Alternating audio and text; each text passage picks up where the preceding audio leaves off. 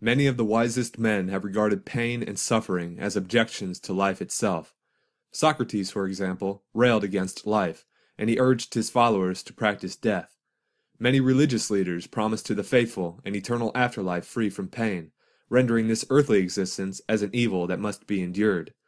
But Nietzsche is different. I do not point to the evil and pain of existence with the finger of reproach, but rather entertain the hope that life may one day become more evil and more full of suffering than it has ever been. In this video, we will explain why Nietzsche valued suffering and why he desired more of it. Nietzsche claims that man is composed of two parts, a creative part and a part that is created, in other words, mind and body. According to him, the body is meant to suffer, and the mind is meant to fashion something beautiful out of the suffering of the body. In man, creature and creator are united. In man there is material, fragment, excess, clay, dirt, nonsense, chaos. But there is also the creator, the sculptor, the hardness of the hammer, the divinity of the spectator, and the seventh day. Do you understand this contrast? The body must be fashioned, bruised, forged, stretched, roasted, and refined. It is meant to suffer. An athlete, such as a bodybuilder, is the epitome of this idea. A bodybuilder subjects his body to the pain and suffering of training in order to create a physique that is aesthetically pleasing. The weightlifting adage, no pain, no gain, is an echo of Nietzsche's ideas. Nietzsche sharply criticizes those people who wish to abolish suffering. According to him, suffering is the only thing that bestows value upon the world. Without pain and misery, life would be absurd and worthless.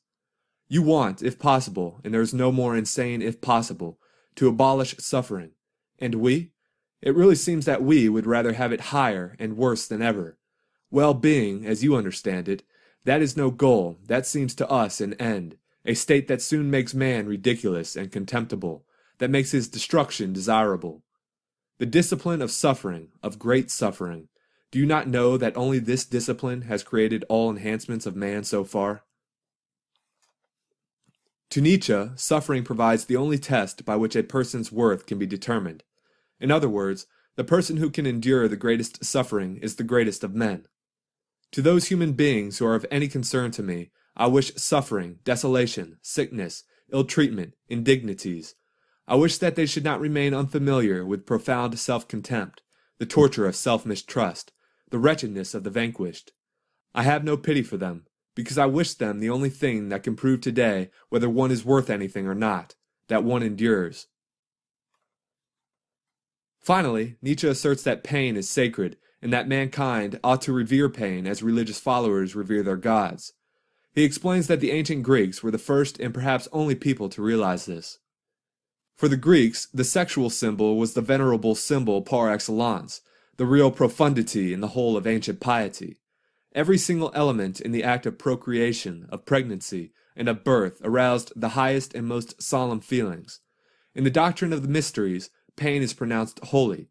The pangs of the woman giving birth hallow all pain. All becoming and growing, all that guarantees a future, involves pain. To conclude, many philosophers, theologians, and people in general regard suffering as something undesirable and as something to be abolished. Nietzsche, on the other hand, asserts that life without pain is meaningless. Pain is the source of all value in the world. It is the test of one's true worth, and it is as sacred as the gods. I hope that you enjoyed watching this video. Please like, comment, and subscribe. Farewell.